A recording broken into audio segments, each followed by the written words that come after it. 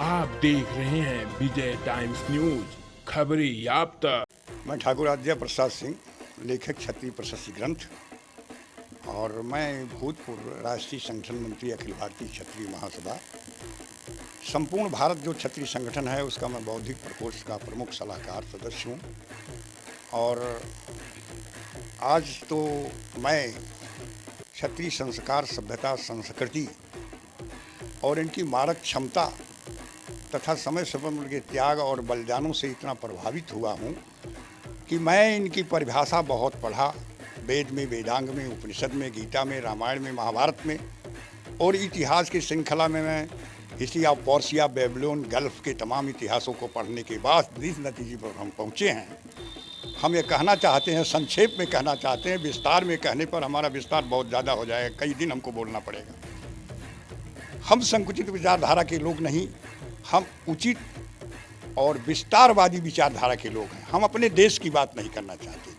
हम क्षत्रिय की परिभाषा ये देना चाहते हैं कि विश्व की श्रेष्ठतम से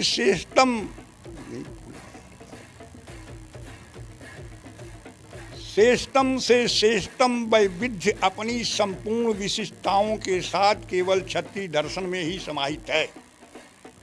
अब श्रेष्ठतम से श्रेष्ठतम कोई भी बिंदु पर आप चर्चा कर सकते हैं, उसका समुचित उत्तर आपको दे सकता हूं, विनम्रता के साथ दे सकता हूं। जैसे आज सबसे बड़ी चर्चा है व्यवस्था की।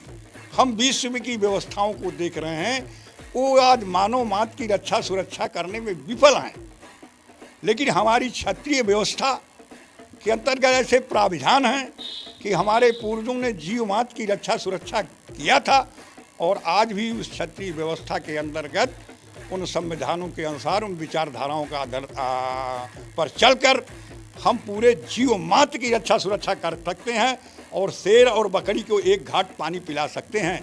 हमारा सत्य स्वरूप है और हमारे कुछ सत्य ऐसे नियम हैं जिसके बलबूते पर हम संपूर्ण संसार में सज्जनता पूर्वक शासन कर चुके हैं। जगत विदित मुद्रो शासन ही समुद्रो सुजन जन सुहृदो छत्रसालम विधानम।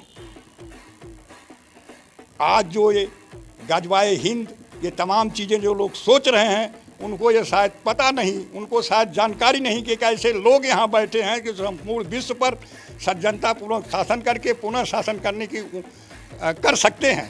केवल एक देखने के लिए हमने त्याग के परिभाषा में विश्व में हमारे जैसा कोई त्याग ही नहीं हुआ है।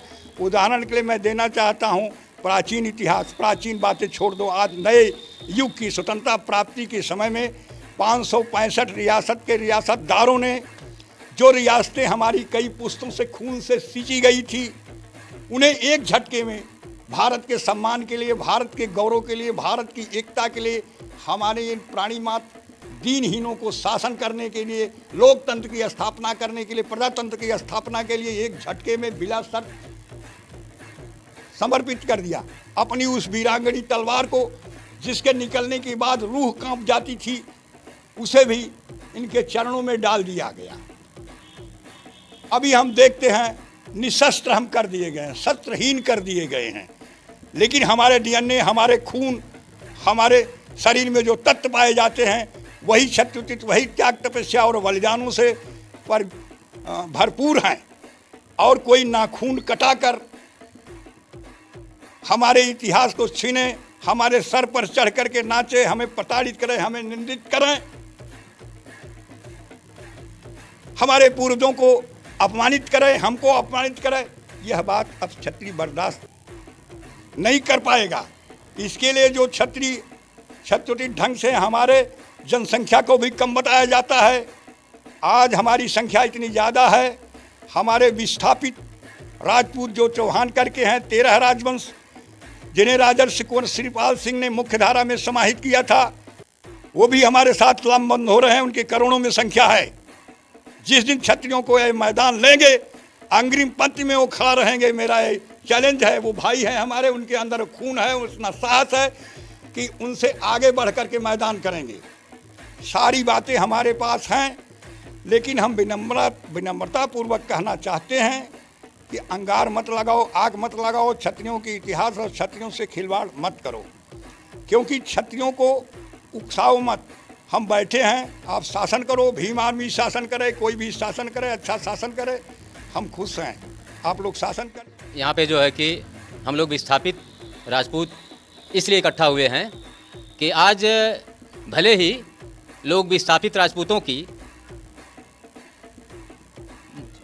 उपेक्षा कर रहे हैं, लेकिन वास्तव में ये लोग आज पूरी तरह से लामबंद हो रहे हैं, उस विषय पे लामबंद हो रहे हैं जो मिहिर भोज की प्रतिमा लगाई गई हरियाणा में, उस पर जो गुर्जर शब्द जो है कि लिख दिया गया है, उसके लिए विस्थापित क्षत्रिय भी लामबंद है। कहा गया है कि पंछी ये समझते हैं कि चमन बदला है, हंसते हैं सितारे की गगन बदला है, मगर शमशान की उदासी यह कहती है लाश वही सिर्फ कफन बदला है। तो हम लोग विस्थापित हुए, मुगल शासन काल में भले ही विस्थापित हुए, लेकिन ये नहीं है कि कहीं अगर हीरा कीचड़ में गिर गया तो वो कीचड़ नहीं हो गया।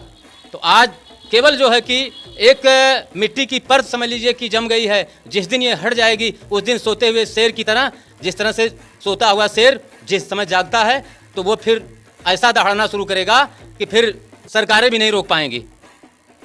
तो मैं इसी विषय पर बोलना चाहता हूं कि आज हमारा विस्थापित राजपूत एकदम तैयार है। कोई भी जो है कि समस्या पैदा होती है तो उसके लिए जो है कि हर तरह से संभव तत्पर है। इकट्ठा हुए हैं कि समाज में एक ऐसी विभ्रांति समाज में छाती जा रही है कि लोग बिना अनावश्यक जो है कि वार्तालाप कर रहे हैं।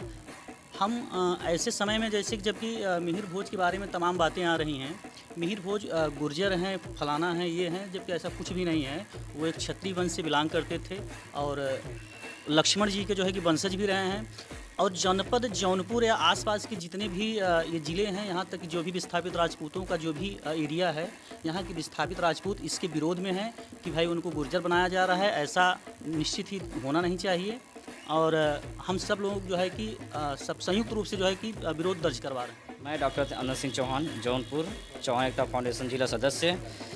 आज के समय देखा जा रहा है मिहिर भोज के सामने गुर्जर शब्द लगाया जा रहा है। हम उसका कड़ा निंदा करते हैं, हम उसको हटाने की गुहार लगाते हैं।